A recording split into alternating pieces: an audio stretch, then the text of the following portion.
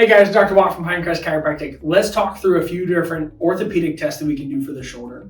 Now, of course, every new patient that comes in, we're going to check range of motion, and that in and of itself can tell us a lot, especially when we have restrictions on one side versus the other.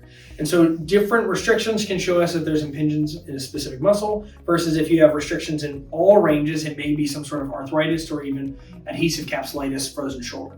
But for these ones we're going to look through today, first off, we're going to work to check and see if our scapular stabilizers are working together correctly. And so you're going to go arms out to the side for me, bringing them forward just a little bit. And you're going to go up and down. And kind of like we're making a weird snowman. And this one requires someone to help you palpate through these a little bit. And go ahead and relax for me. When we do this, all of these muscles around our scapula should be working together synergistically.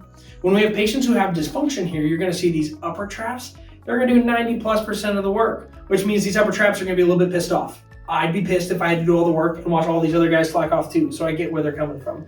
But that's the first one that's going to show us we have an imbalance in how we're moving those shoulders. You can get down the weeds and a few other tests within that, but that's the quickest way to look at it. The next one we're going to do is going to be an empty can test. So she's going to pretend like she's holding a can that she's poured empty, and the provider is going to push down here. What that does is it exposes the supraspinatus, which is one of the rotator cuff muscles and is the most common one to be injured. With that overpressure, you're going to have pain or inability to even hold it up there. The next one we're going to look at is going to be for this bicipital tendon. And so this bicep tendon is going to feel kind of like a rope, and I just hit it and it's a little tight on Dr. B, that's why she jumped there. But that tendon runs right through there, oftentimes gets really inflamed. There's a couple of different ways to check this one. First off, just by palpation, feeling if that tendon is really inflamed and or sensitive to the touch. But then you can also do a Jurgensen's type test is what it's called, where you're going to pretend like you're arm wrestling the patient.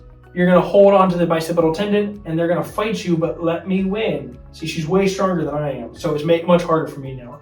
But that pressure on the bicipital tendon there, that will cause inflammation there, and it's going to hurt right on the front of the shoulder, maybe even down into the bicep itself a little bit. So those are a couple of different tests that you can do to rule in or rule out different conditions within your shoulder. Of course, there's many more because the shoulder is a rather complicated joint. If you've got more questions or want to learn more about some of those, come on in. Let's chat about it.